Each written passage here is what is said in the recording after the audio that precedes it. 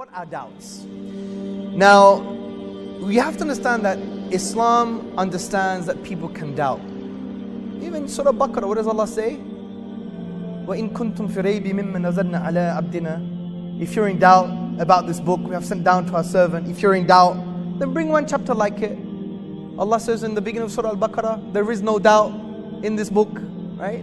A guidance for those who are pious. So this concept of dhanni, of shak, of doubt exists in the Quran and Sunnah, and therefore the Quran and Sunnah address these issues. Now, you have to understand that doubts are part of life, and just because you have a question, it doesn't mean you doubt. For example, if you're confused on how you can reconcile Allah's wisdom with Allah's creative power, if you don't know how to reconcile that, you don't know, you have a question, it doesn't mean you doubt Islam. You still believe He's one, you still believe He deserves worship, you just have a question. These questions are fine. The ulama discuss these type of questions. Don't think questions on the branches of faith, questions on even fiqh, questions even on ethics and morality, it doesn't mean that you don't have iman, you don't have yaqeen, you don't have certainty. Don't fall for that trap. Don't allow shaitan to use your own voice against you. I have questions. I had a problem. It was called the problem of evil. Why is there so much evil in the world? Didn't know how to answer it properly. I went to the Christian books, spoke to some ulama. Then I went to the chapter 18 of the Quran, right? Looked at the narrative between Musa alayhi salam and Khidr, gave me my answer. It was sufficient for me. Absolutely, right?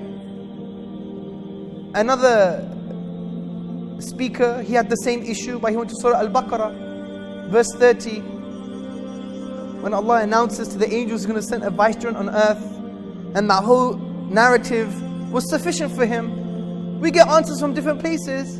People have questions, it's not a problem. Right? So don't think questions mean you don't have yaqeen. Because certainty means that you believe in Allah and He deserves worship. Now just because you doubt how Allah could do this, or sometimes you doubt the reconciliation between Him being Al-Hakim and Al-Khaliq, or you have an issue concerning, how do you explain the hudud, right?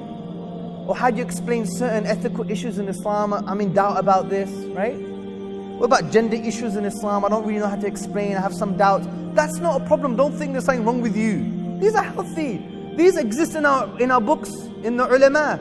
Just because it's a question about your faith from an ethical point of view, or from the branches of faith point of view, it doesn't mean the foundations, you basically don't have certainty in the foundations. Don't allow shaitan to play tricks with you. Just be humble and know that you can get the answer from the scholars or people that know. Okay?